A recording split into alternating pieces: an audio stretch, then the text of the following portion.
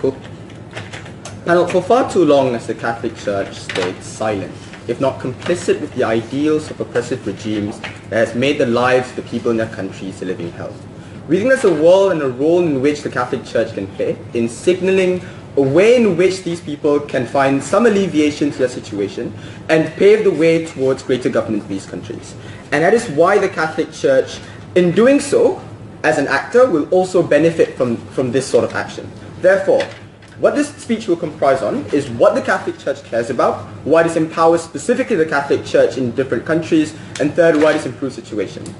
Before that, what do we at the Catholic Church care about? I think, given current issues, is the branding issue. In light of recent events, things like pedophilia, corruption, being touted as being in bed with different people has meant that the Catholic Church suffers a PR problem at this point in time. I think one way in which it can fix this, and that's why I should care about, is by literally going through this action. It'll tell you why this leads to a greater good for the Catholic Church.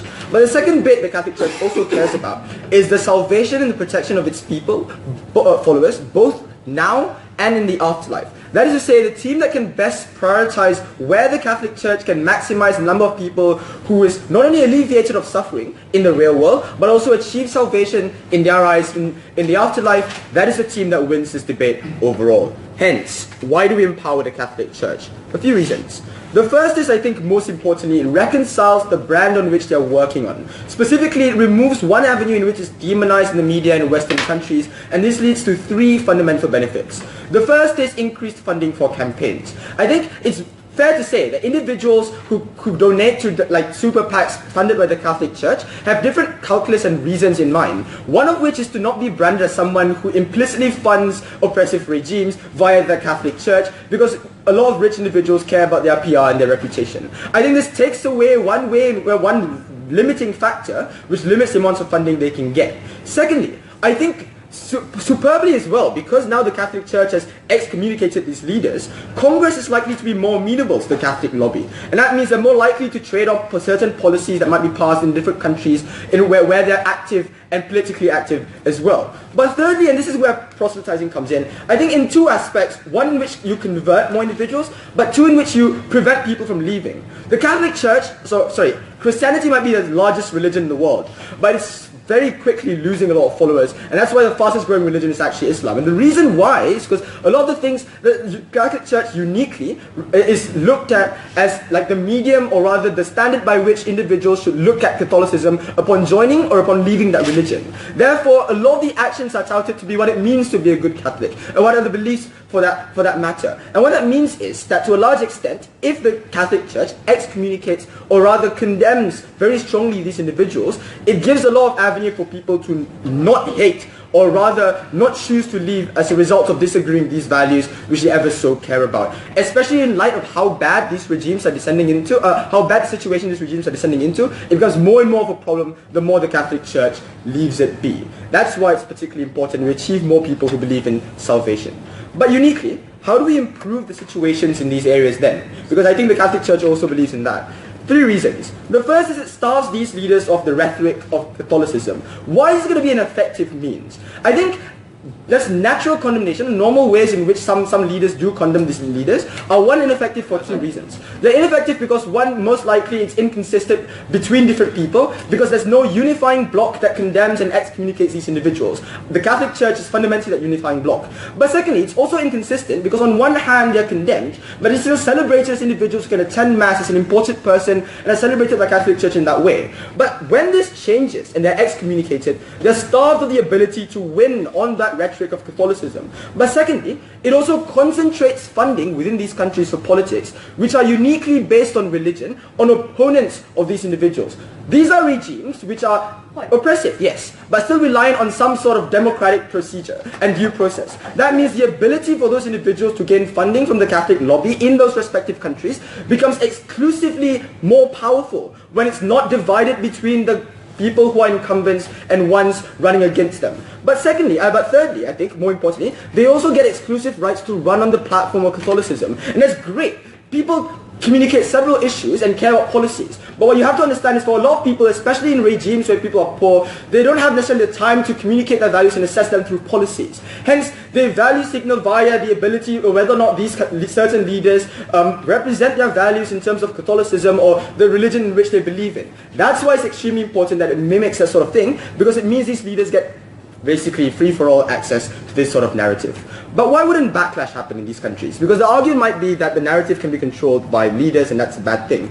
Wrong, because the Catholic Church uniquely has a narrative that is immune to that of reason. The narrative of God is a powerful one that trumps any sort of narrative of nationality or whatever that's actually built upon the narrative of Catholicism within these countries and which the leaders have been surviving on. But secondly, most times these leaders are normally powerful and sway their figure around the Catholic narrative. That's why, for example, the reason why they're considered a strongman is because Duterte is a representative of the Catholic Church and is a strong leader in that way. I mean, one of the reasons. Okay, I'm not saying that's the only way, but I think that takes out a lot of the narrative that he has and a big sway in certain areas. A big part of this means that I think in recent issues, it means it's unlikely that backlash can happen with the Catholic Church in these areas. That's why they're best positioned. Closing.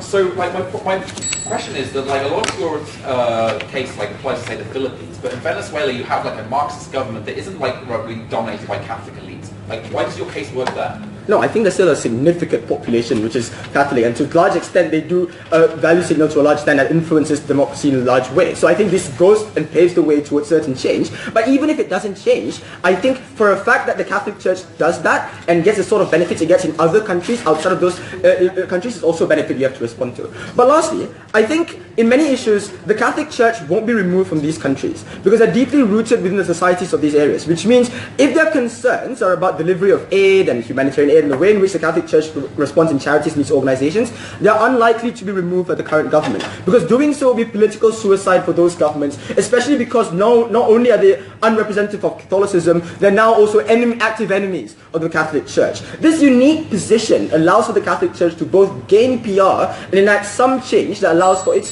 followers to achieve alleviation, both right now and in the afterlife. That is why the Catholic Church should do this. Thank you. I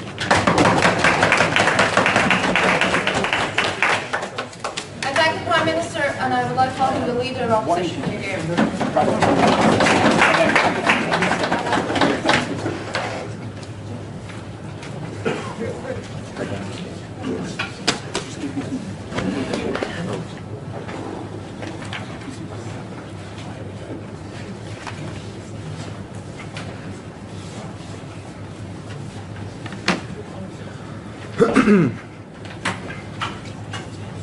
Panel, it's early in the finals for opening government to already make a contradiction, right? They open their debate by saying that the interest of the church is in branding and in terms of followers, right? And then they do an entire PM speech talking about how the church suddenly has a responsibility to stop bad actors, and that's something that they should care about, right? We think that that's something that opening government needs to clear up. Few pieces of extraneous rebuttal before I get into my own case. Firstly, in terms of interest, we largely agree. We think that the main interest of the church has to be amassing as much followers as possible. We think that if anything, we think that we just generally agree.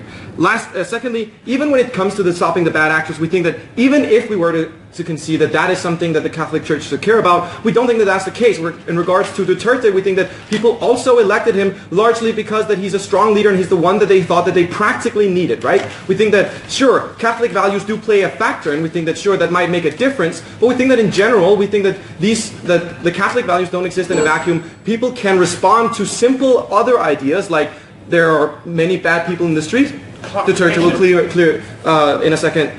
Duterte will clean them up. We like Marxism. Let's get the other guy. You go. To be very clear, what action do you suppose doing under your side to deal with these leaders? Not excommunicating. Nothing. Status quo. It's easy. All right. Moving into our own case, where I'll also be having some rebuttal, I hope. Firstly, church morality. We think that the church morality in the situation is based on the follower, like church in existence is based on the followers and the constructed beliefs that they have, right? Assuming that nobody can prove whether God exists or not, then it's some sort of constructed belief, right? That means that they only carry a responsibility to their own beliefs and their needs, right? So it's a constant battle between their belief of their higher scriptures and then the needs of the church. What that means in practical elements is that churches keep slowly and slightly changing their values to fit a practical need, right? So in this debate, the criterion for the debate will be who best adapts to the situation so that the church is able to fulfill its needs and is able to actually amass followers in the best way, right? That was that. Secondly, talking about members and why we will lose a lot of them.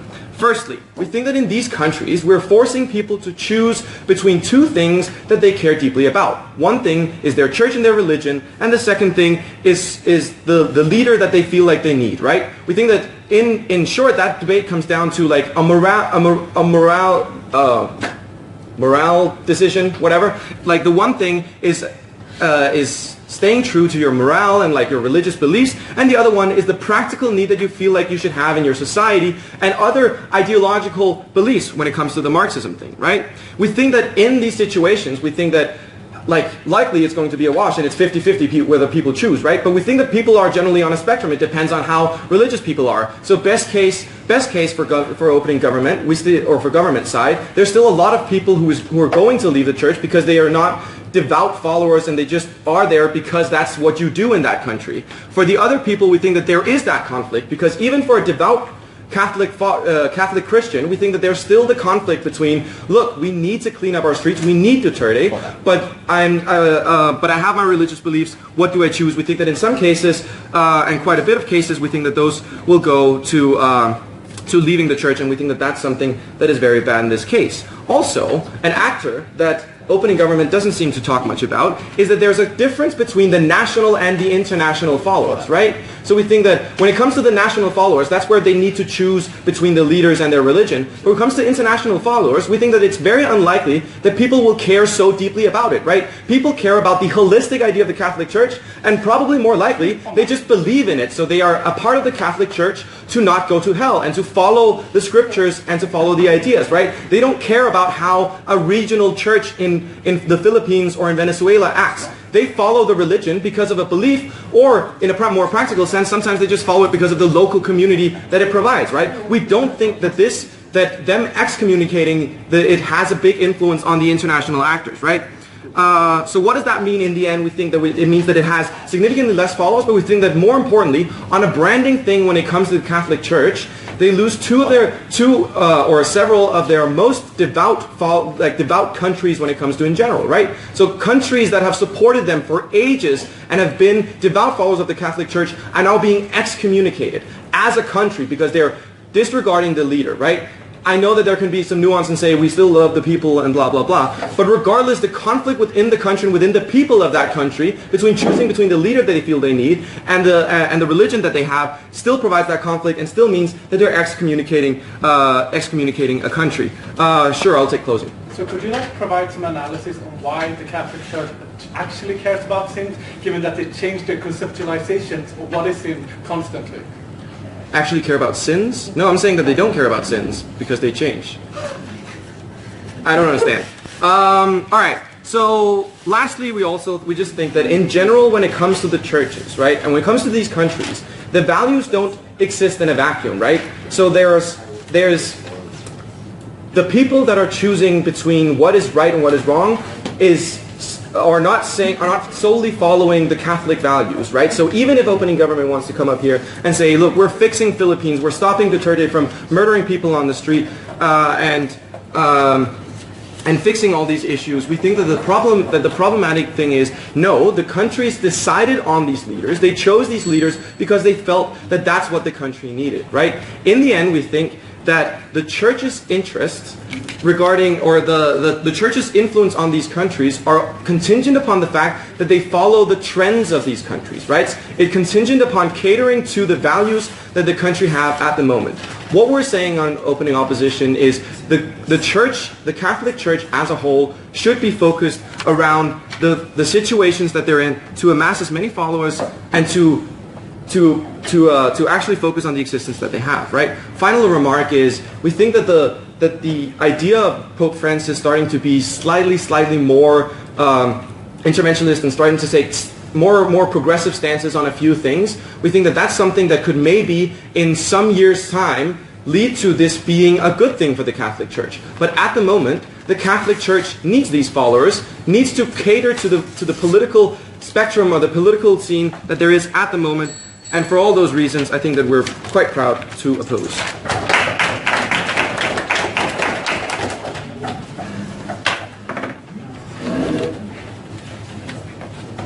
Thanks, Peter, for that speech, and I would like to welcome the Deputy Prime Minister to here.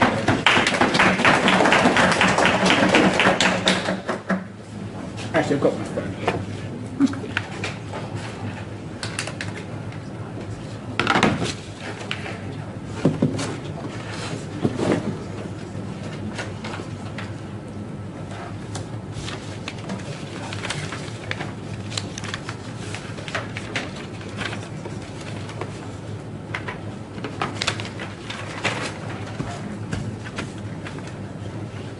Ready? I'm going to do three things in this speech. First, I'll give you responses to opening opposition's material. Second, I'm going to bring back Razzaq's material, which went largely untouched by that speech. Specifically the important stuff on the Catholic Church and the impact it has on the playing support of the Catholic Church in the Western world. Third, I'm going to give you analysis as to why people are better off in our world, both in the individual countries that they're talking about and in the rest of the Catholic following world, countries like Italy, etc. First, their POI on Venezuela. Marxism in Venezuela is very much a thing, but it is also done within the lens of the Catholic Church.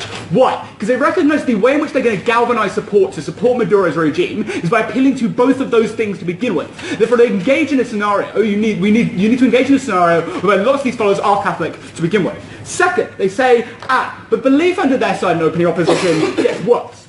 Let's point out a couple of things. First, in the Philippines, the Catholic Church forms the largest bloc for charities and social organizations of anyone else. This is important because they're unlikely to lose any aspect of support in these areas. But what they're able to do is show face by leaving and not committing to this leader that is doing objectively bad things within those areas. Second, because of the way in which the media spins this, and this is the important stuff that Razzaq brought you, I'll bring you back in a second, because of the way in which the media portray this in terms of saying they're fiddling with kids, they're constantly doing corrupt things, they're in bed with people, and they're unwilling, completely passive in the actions that are being taken, that leads to the declined support for the Catholic Church. And more importantly, the declined respect for the Catholic Church, so that people do not even respect the establishment or the organisation to begin with. They then give us analysis which suggests, as we're later on going to talk about, this is going to reduce the number of followers. No, it won't. Because the Catholic faith is something that people are going to hold irrespective of their leader. And the simple reason for this is nobody really knows what happens when they're going to die, and therefore they default to an option, as Pascal's wager proves to a certain extent,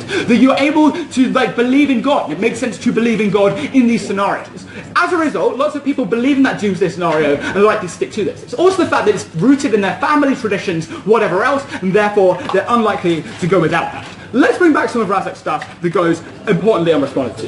The Catholic Church that has goals that it wants to meet principally. First, being seen as a legitimate establishment. They say this is a contradiction. We say it's two separate arguments based upon action and the perception. We tell you there is a massive issue with branding at the moment.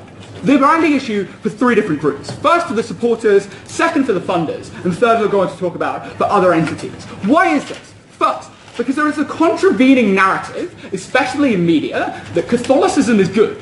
But the person who plays himself as the model Catholic in Venezuela, who is Maduro, is a bad person. Those two things seem contradictory, and it becomes very easy for those two things to be tied together to say, look at this bad Catholic person and what they are doing within that country. That's really bad, as we're going to talk about. Second, there is a feeling that the Vatican don't ever want to do anything or take any level of action in these scenarios. The point is, Pope's condemnation doesn't get you very far. The legalization of things like homosexuality in those countries, something the Pope has vehemently supported for the last 5 to 6 years, is still not happening within these states. The modernization is not taking place quick enough. We need to change that. Third, because funders have no incentive to fund a regime such as the Catholic Church and give money to support the charity if they see it exercising its will in such a way that it's not taking action in the most dire straits to begin with. That's really important because it leads to a lesser concentration of that funding, which means if their analysis proves they want to get more people into heaven, our side gets more of that because we're able to use more of that effort to prioritize people in the developing world or the developed world, but on top of that, they're able to do things to improve the condition of people whilst they're alive. Why is that the most important thing? Why is that enough to win us the debate, irrespective of everything else? Because we believe the principal action of the Catholic Church to do this results in one, positive externalities, but it's two, just principally legitimate. And as far as the Catholic Church aim is to get people to heaven by following the scripture, loving thy neighbour. Nicolas Maduro is not loving thy neighbour. He is literally going down the street, causing high levels of inflation, resulting in the death of individuals on the street. We believe that is not a circumstance we should stand by and ignore, specifically when he is the agent of this and whips it up into a storm.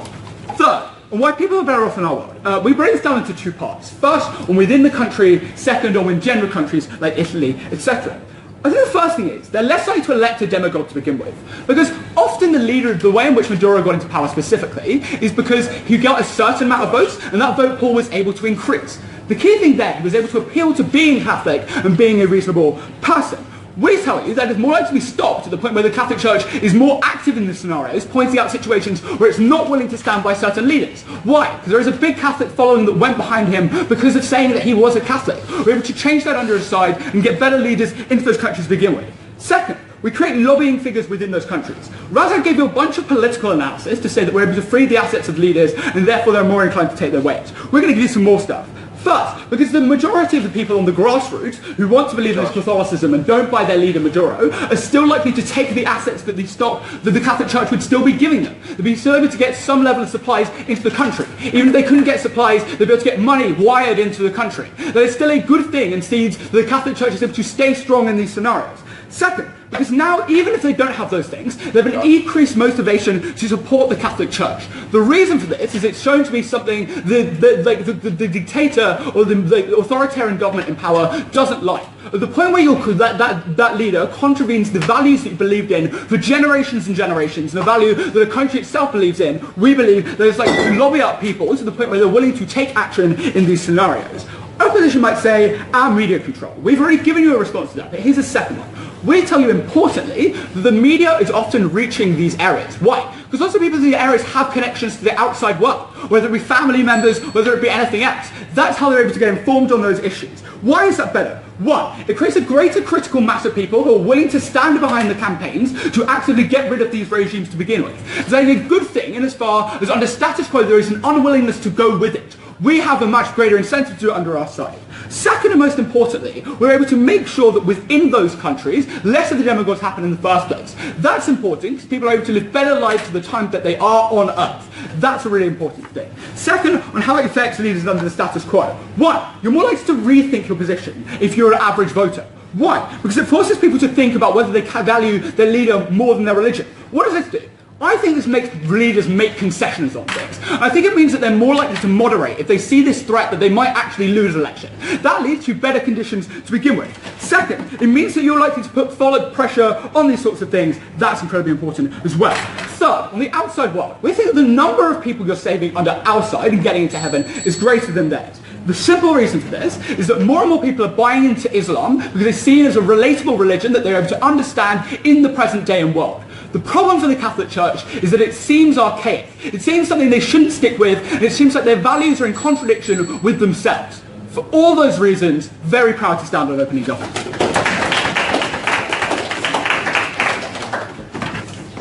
I thank the speaker for that speech, and to close the first half of this debate, I would like to welcome the Deputy Leader of Opposition here.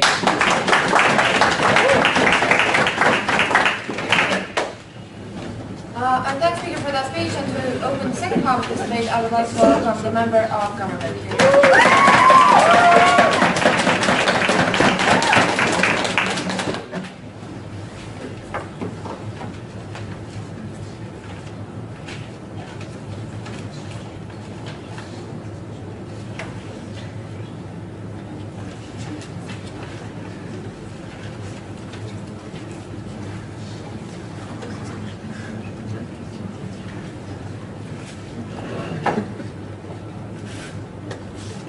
The Catholic Church is an institution that has primarily been concerned with the consolidation of power. That is how it acts, That is the thing that it fundamentally cares about in this debate, and this is why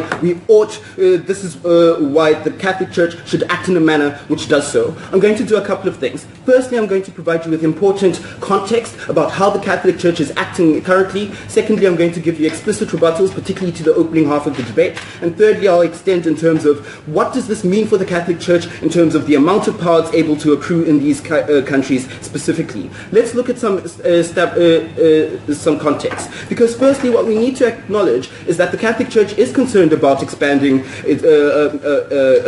The Catholic Church primarily cares about power, having influence, being able to influence in different countries and different nations and influence people on the ground. How has it started to shift this narrative? How is it trying to do this? Well, primarily because the Catholic Church is trying to gather power and gather influence, it does so by disguising this accumulation of power by pushing for positive change both within the church and inside of nations. So it looks, for example, like potentially discussing LGBT individuals being able to serve in the church, or by saying, yes, we believe in the evolution and the Big Bang, portraying itself as being woke in order to sit down. Secondly, what's really important is it's trying to move back towards the people and engage them sufficiently more in order to establish a veneer of legitimacy in the eyes of those very people. Thirdly, what's really important in terms of this characterization is that the Catholic Church is losing numbers around the globe, but it maintains a lot of these footholds in these oppressive regimes, such as in Venezuela and the Philippines. So in order to maintain that strength and influence within those nations, it must curb and stem the flow of individuals moving out of the church,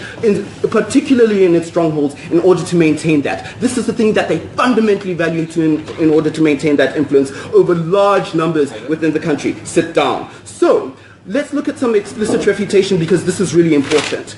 One, what we hear from this from opening opposition is a couple of things. One, people feel that they're split between the church and the state, and so it means that they end up losing members. I don't think this is necessarily the way in which the MEC works, especially because there's a majority of Catholic individuals in these countries. Importantly,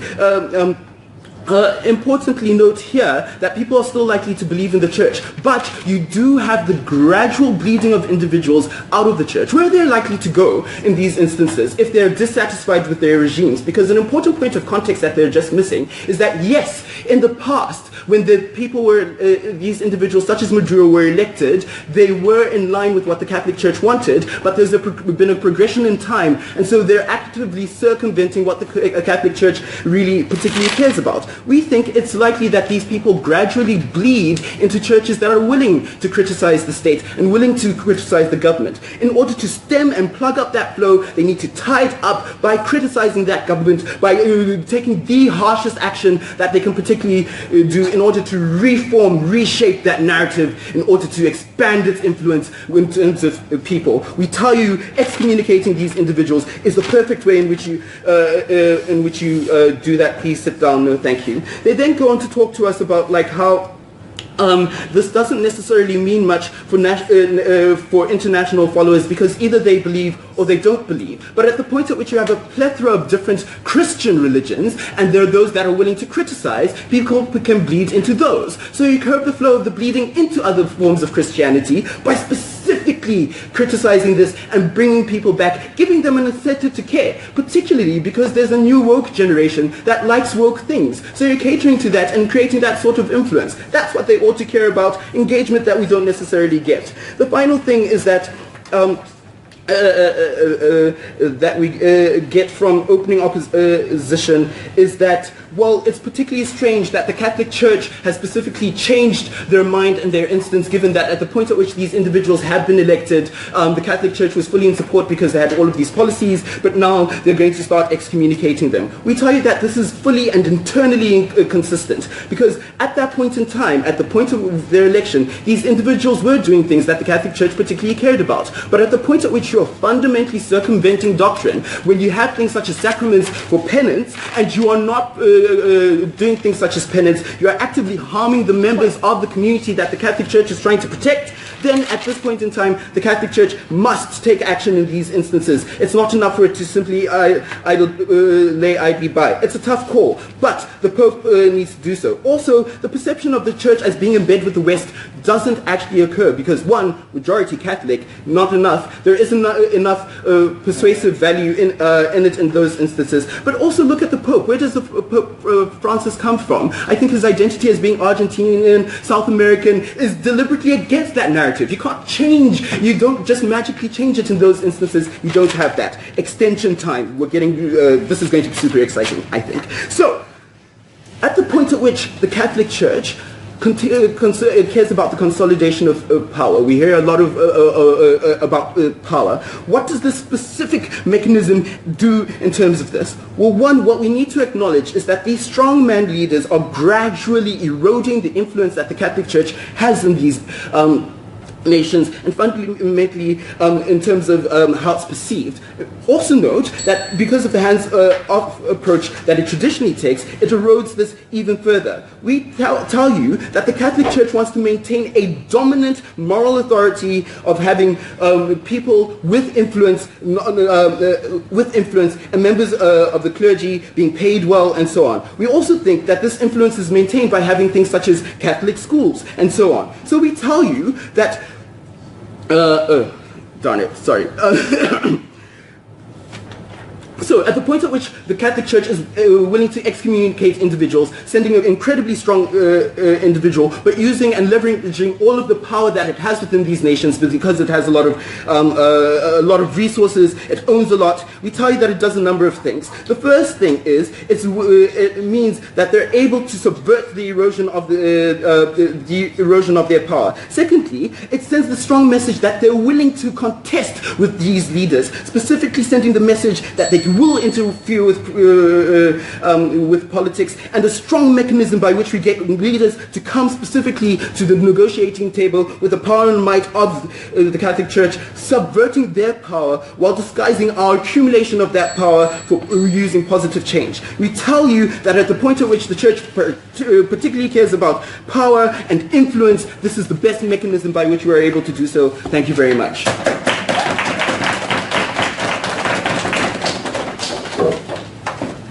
Thanks, speaker, for that speech. And that was the member of opposition.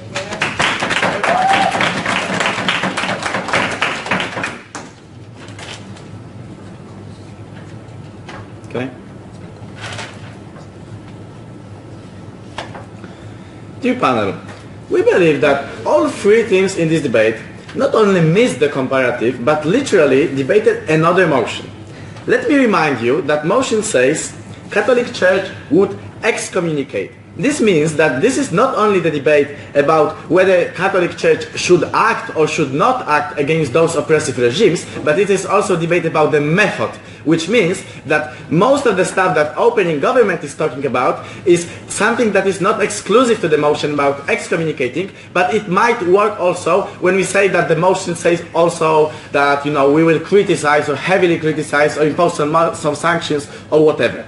This is the reason why we believe that there is no need to rebut almost like literally nothing from the government side, because none of the benefits of excommunication that they are proving to us are exclusive to the motion, and most of those things might be or might not be achieved when we criticize those oppressive regimes or if we impose some other sanctions. So our extension will be very simple. We believe that excommunication is final. We will explain you what excommunication really means, and we will explain you why exclusively on our side of the house social change and political transformation to the system after some years, some time might be impossible if we actually use this proper certain method. Okay, so what basically is excommunication? We believe three things. Firstly, excommunication is final. Excommunication literally means that you are sending someone to hell. This is what is the doctrine of the Catholic Church. To excommunicate someone is to send them to hell, is to tell this person that he will not be salvated, to tell this person that he will not achieve heaven. And we believe that this is something that is closing any possibility for dialogue. Why is it so? Because you can't come back when you say that you are sending to someone to hell and later tell this person, it was a mistake, maybe I will deal with you. You cannot tell it because it looks terrible. You cannot you cannot act in such a way because as Catholic Church, as opening house properly defined to you, one of your interests is to keep proper image. And you can't say that you have committed such a big mistake that you have sent someone to hell or maybe randomly by mistake. You can't come back. This is final. You can't have any kind of dialogue with those oppressive leaders of those oppressive regimes. And this is the reason why Catholic Church had never used this kind of sanction towards, I don't know, like Nazi Germany or the Soviet Union leaders or whatever, and so on and so forth. Secondly, we believe that it does mean that you are not only closing your option for dialogue by telling the leaders of the oppressive regimes that you are sending them to hell, but you are telling all the people that have supported those guys that you are sending them to hell as well, but not to the hell in terms of excommunication, but to hell in terms of their life, because their life will become living hell. Why is it so? Because as opening opposition told you, all of those countries are the countries that are not only predominantly Catholic, but are also the countries that have oppressive regimes leaders with a huge amount of popular support. And there are families involved in the functioning of this regime. There are certain structures that are dominated by Catholics. So the moment when you are actually excommunicating the leader of this oppressive regime means that all the people that are involved in this regime, and this huge lot of them, are the people that will be seen as the ones that are not, any more desired by the oppressive regime, any more desired in this country, because their authority, their Catholic Church said that the leader of this oppressive regime is someone that we are willing to send to hell. You can't come back from that. So probably at least some of those people will not be welcoming in this oppressive regime structures if they choose to follow Catholicism. If they not, the consequences might be dire as well. But we believe that some of those people are actually fervent believers of Catholicism, and if they don't opt out from the oppressive regime, they will be literally thrown to the streets. And no, thank you. Third thing, we believe that basically there will be some shit happening, as opening opposition already told you, no matter whether we excommunicate or criticize those oppressive regimes. We will not extend on that. We will believe that opening opposition has done enough great job to prove you that there might be some consequences, and they are actually not exclusive to the motion, but they will act on our side of the house. So having explained what actually excommunication means, I think that there is like one major impact of this case. We believe that you cannot have political transformation and social change of any kind when you say that you are sending leaders of these oppressive regimes to hell. Why is it so? Because in many situations, when you have such unstable countries, when you have such chaos, that is actually a very common thing in those countries, as properly described on the opening house, you have to have some kind of mediator when it comes to political transformation. You have to have some kind of institution that is to be trusted. And in all those countries, there is nothing but Catholic Church that might act in such position. And it means that when you, after some time, are really willing to have this kind of political transformation, this kind of social change that is obviously beneficial not only to these people but also to the Catholic Church that wants to have this image, somehow not linked to those oppressive leaders in the long term, you are unable to achieve this political transformation. You are unable to achieve this political transformation because you are no longer mediator to all those people. You are no longer mediator to all those people, firstly, because you have some people that you have lost as believers because they have chosen to support oppressive regimes, because existence is determined by what we can put in our pot, and if you can't put anything in your pot, you are not really that fervent Catholic believer as you used to be. Secondly, because this instability and chaos that might be caused by some stuff being changed within the government, some people opting out, some people staying in, some changes to political structures in the countries that are dominated to some extent by Catholic Church, might cause actually violence, and chaos to even a greater extent in these countries. And you are unable to keep these believers because, firstly, you cannot exercise your power. You don't have lobby anymore in this. You don't have lobby anymore in these countries. But secondly, if you are willing to somehow come back and maybe become mediator once again, you are binded to commit some morally questionable choices, which means that not only in these countries you are actually, not acting as mediator anymore, but also in other similar cases, people are not giving you trust, legitimacy, and confidence in you. And it means that Catholic Church, not only in the short term in those countries, but also in the long term in these countries, is closing any option for dialogue, any option for being political actor, and you cannot achieve political transformation as it happened in Poland when Catholic Church played a major role in that, and you cannot have stable country as our country to some extent is right now. Off.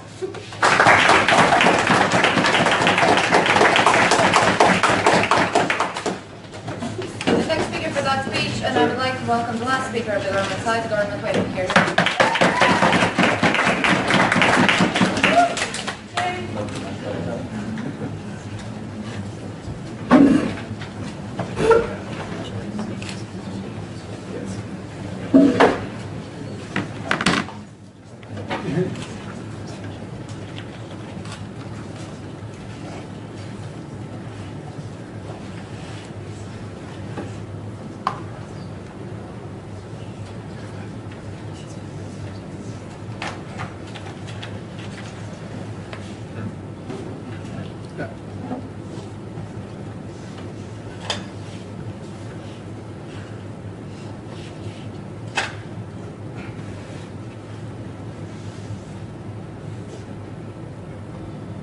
I think Paida was the first one in this debate to actually give a substantial, a reasonable claim on what the Catholic Church wants. All the opening half is about they want members, they want to save their members from sin.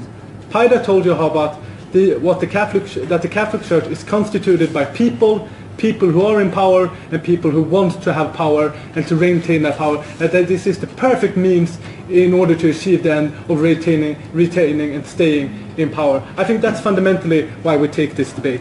Two things in my speech. Firstly, what does the church want? Secondly, how does this country react? All the refutation will be integrated. So what does this church want? Look, I just think this is a very intuitive argument, right? The church is constituted, it's like made up by people within institutions, people who firstly don't want to lose out on power, but people who want to have more power in general. I think this is a very intuitive argument because at the point at which you are in a position in power, you're not likely to want to lose that power because you have grown accustomed to that way of life. And we also, classic debate argument, at the point at which you have power, you want more power because, power is this really sexy thing, right, that you also always want more about. This is what Paida tells you about. What type of power do they want? They want their bishops to have more money. They want their clerks to have more political influence. Why do they want these things? But because they want to be able to get more donations so that they can have more money in order to stay in power and expand their power. They want subsidiary packages from the states. They want tax cuts and they want influence on schools in order so they can remain the moral authority who have the last thing to say, as in order to their members, no thank you, so that they can stay in this power and further expand their power. We think this is what people in power want. Why is it that they don't want, or what the opening half metric is of this saving people from sins? Because the Catholic Church constantly changes its conceptualizations of what it means by sin, right? When do they change this? They change this when it's convenient for them in order to be able to grab more power. They change, for example, suddenly it's okay, or might be okay to do abortion, something that has been seen as entirely a sin in the past. Why did they change this? Because they started to see the calculation being that they were losing more supporters by going against it, these type of things, rather than by not supporting it, and that's why they changed it. They have done this constantly throughout history. They change their conceptualizations of sins when they see that they can grab more power, showing you, I believe, fundamentally that what they want isn't necessarily about saving people from sin or the devotations of their church members, but rather about the political power they can gain. I think Paida was the first one to provide a substantial analysis of how they gain that political power. And on this membership, they want more members. I think that's partially true, right? But I only think they want members to the extent that it actually gains them real power and real leverage of the ground. That power is primarily nested all around the world in political institutions which the Catholic Church can influence far better on our side of the house, and I will go into more specifically how it does that, but I think Paida provided analysis on that, which CO didn't respond to. Moving into the second part of this debate speech, how do these countries react? Before that. Don't you want me to like refute some of the claim first? Yeah, you want that, sit down. Okay. So OO's main claim in this debate, right, is that it's like, oh, it's a contention and like people will leave. Firstly, there's a logical inconsistency within their own argument. When they say that this institution is a strong historical institution, I think that's a logical inconsistency. There's a more important logical inconsistency within their argument. What is that? The LO says, part of the church, and I'm quoting here, people are part of the church in order not to go to hell, right? I think all vastly underestimates the importance of sin, right? Sin and the conceptualization that if you do not abide to the church, right? If you do not follow, follow what it says, you will go to hell. And burning all eternity is something people within these countries grow up with, something they have instantiated in their very being from the moment in which they were born. That if they don't follow this church, if they go against the will of the church, they will be the ones going to hell. I just don't think they will choose the political actor if the cost-benefit analysis is them potentially going to hell. It doesn't make any sense to me at all, right? Importantly, I think we get a concession of CEO from this, right? When they say, oh, what is the message this will send? The message is like, oh, all the supporters of this excommunicated person will also go to hell. Presumably that A proves the necessity of doing this specific policy, right? Because that is the most specific policy, because these people believe if they don't then abide what the Catholic Church wants, they will go to hell because they're supporting a leader that will also go to hell. And further proving our point that the conceptualization of hell is, and the feeling of that you might burn in all eternity is what will prevent people from going against the Catholic Church. And on OO's point of like, oh, they will be like spin messages on how they embedded with the West. I just think the church can do this in an effective way where they say that they don't embed it with the West. I think they can do it in a way where they target the leader like disconnected from any things of the West. I think lastly on just one important thing before going into specifically on how the Catholic Church gain political power is that Paida introduces a new important actor in this debate. That is people who are bleeding away from the church, the Catholic Church, in the vast majority of countries, in many countries in the world, to other political institutions who are willing to criticize the state and how we change the incentives for those people to stay within the church. That's just a new important actor that in the comparative gives us more, gives you more reason to vote closing government. Opening opposition, anything at this point.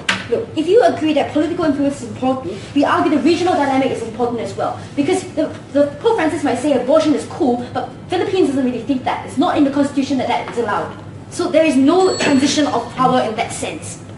I mean, they have the say on who goes to hell, and not the people. The bishops in that country are the ones who can send out this message of excommunication. Okay, lastly, how do we get political power? Because OO's argument is that we starve leaders of support and opponents gain more influence. I think, firstly, Paida adds one important link to this. That is that strongman's leaders undermine the power of the Catholic Church because they become cult leaders and have a perception of moral authority competing with the power of the Catholic Church. The importance of that link of analysis is that adds the necessity to the policy. But more important, I think open government misses the importance of their own analysis, right? Because the real reason why we should do this is because it sends a message that the Catholic Church is a political actor you have to account of. If you want to be a political actor who is in office and you want to be a part of the state or you want to compete for the powers of the state, you have to come to the negotiating table of the Catholic Church, because otherwise the Catholic Church will directly A, send you to hell, but B, believe that all your supporters who support you will also go to hell, directly targeting your abilities to become a political actor. We think this is a very important message because that means the Catholic Church can far better leverage its own power and far better control its own the narratives and far better instantiate itself of all levels of analysis and gain the primary goal, which is the power of its constituency and its roles. I'm very proud to propose.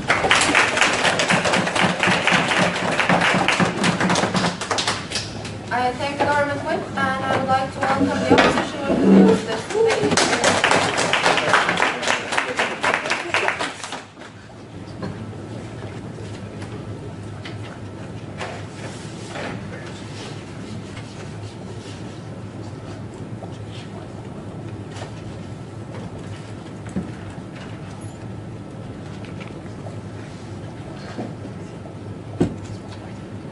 Guys ready? we stand here not far from the death camps at Auschwitz, right? Given that the Catholic Church supported regimes like Nazi Germany, didn't excommunicate leaders in Soviet Union countries, as my partner told you, didn't excommunicate leaders in South America when America was conquering various, or imperializing various countries. Given all of this, given the fact that none of the teams really talked about the interests of the Catholic Church except in a kind of vague, kind of wishy-washy kind of like religion and like people who want followers, and like they never really talked about the doctrines of the Catholic Church and what their actual like fundamental core beliefs are. And given that they haven't actually proven why the Catholic Church necessarily cares about social change, or to the extent that it does care about social change, why this is the particular method by which it has to do that. Right? 2 points in my speech, right? 2 clashes basically. First, what does the Catholic Church care about, which I think is like something that's been up and down this whole debate. I'm going to tell you why we win that clash. Then second, to the extent that it does care about social change, why this should be about social change. Sit down. So firstly, we think that OG is sort of telling us that the Catholic Church cares about its brand and like, you know, putting itself out there and like, you know, appealing more to the modern age and everything like that. And kind of saying, no, like it's religion's kind of a social construct and it's very flexible and people were changing the narratives and everything. So to the extent we agree with OO that like there is some sort of flexibility in the religion, there is some, I mean we have to anyway, but like there is some sort of flexibility, right, in terms of the religion. The religions are social constructs, right? But there is obviously a core part of religion that people do care about. So OG is partly right that the Catholic Church does have some sort of principles in terms of like, you know, there are fundamentally immoral things, fundamentally things that it will never be able to change. So for instance, in terms of responses to both OG and CG, when they sort of say, oh, it only cares about power, or they only care about particular things, we think that's very unlikely given, let's say, hypothetically, in Argentina, to get more support, you'd have to deny the divinity of Jesus Christ. Is the Catholic Church likely to do this policy? We think that's incredibly unlikely. We think it goes against the core fundamental tenets of Catholicism. We think there's like a core element of Catholicism that you cannot like change, or at least cannot change so suddenly, whereas there are like a huge flexible aspect, which is what OO are kind of focusing on, and to a sense what CG are focusing on. Point. Excommunication, stopping sacrament access, has been done for generations against people like Yugoslav Leo Tito. But my question to you is, do you support bringing horrific people who have literally brought their armies on the streets to slaughter people into the path of God and the way to heaven? I'm going to go move on to that point, because I think because that comes away in my kind of like what you should do about social change. That'll be the second clash. So in terms of this first clash, we think that there is an awful lot of work to do. So we think that the mechanisms in terms of like, you know, the internal aspects of the Catholic Church, you know, in terms of like the fact that Pope Francis is seen as quite liberal, in terms of there are a lot of people who are skeptical about him, and the fact that people value this kind of scripture as sacred and everything. Like CG sort of talk about like the Catholic Church only cares about power and staying in power and everything, as if like it's some sort of big conspiracy and everyone's in the Catholic Church is just like sitting there like cackling like, oh, let's try and work out how to get more followers, right? Like presumably at least some of the people in the Catholic Church do believe in God, do believe in some aspects of scripture, and do have like that as part of their identity, that they've grown up from their day of birth from their parents for decades and decades. We think it's a preposterous like argument from CG. We think also there are sort of like the Catholic Church literally claims to represent all of Christianity, right? That was the whole like split in the church against Protestantism. It literally still claims to represent all Protestants, right? It's literally the Catholic Church is about universalism, right? It also wants to appeal as a kind of bulwark against kind of like moral relativist West, okay? Given that CG are claiming that like, oh well, it needs to get more followers and therefore it will like do this policy to appeal to like woke people in the West, we're unclear why it hasn't already done this, right? Given that like for decades there's been liberalizing policies in the UK and Western countries, we're unclear why the Catholic Church doesn't already accept gay marriage. Given that it seems incredibly unlikely that this one specific thing in these specific regimes, which are pretty brutal, but on the level of brutality they're not like unusual for what the Catholic Church has worked with before. We're unclear why necessarily they will excommunicate these ones in particular. No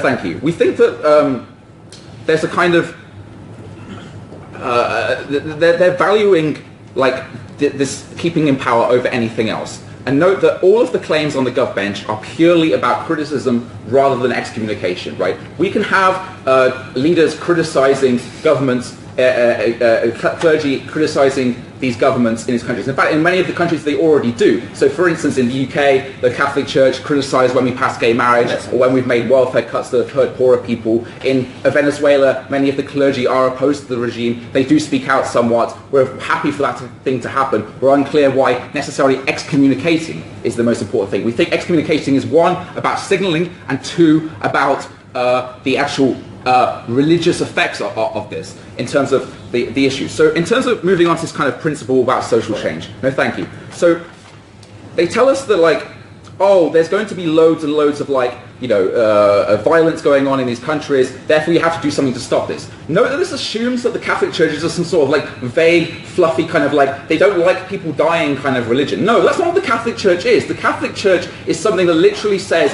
that you cannot allow someone to be assisted to be suicide because that is murdering someone. You are literally doing that, right? The Catholic Church says this kind of thing. You cannot say that the Catholic Church will respond to people violently overthrowing their leaders, because this is what it entails in these countries, right? My partner talked about the chaos and everything that happens when the Catholic Church is no longer the mediator, when it literally says the leaders are going to hell. To the extent that they're able to get any social change on their side, it is literally people revolting, it is literally people murdering in the streets. The opposition and journalists in these countries are being locked up. So if you're raising voices or you're trying to create more criticism in these countries, then you have to actually effectively participate as the Catholic Church in other people being murdered. We think that on the principle of the stuff that OG have talked about, we think that they at least try to ground the Catholic beliefs in some sort of kind of idea of what the Church doctrine, but we think they completely fail because they only look at one side of the issue. They completely fail to look at the fact that the Catholic Church is not an entity that sort of like weighs utilitarian calculus and like, does this actually like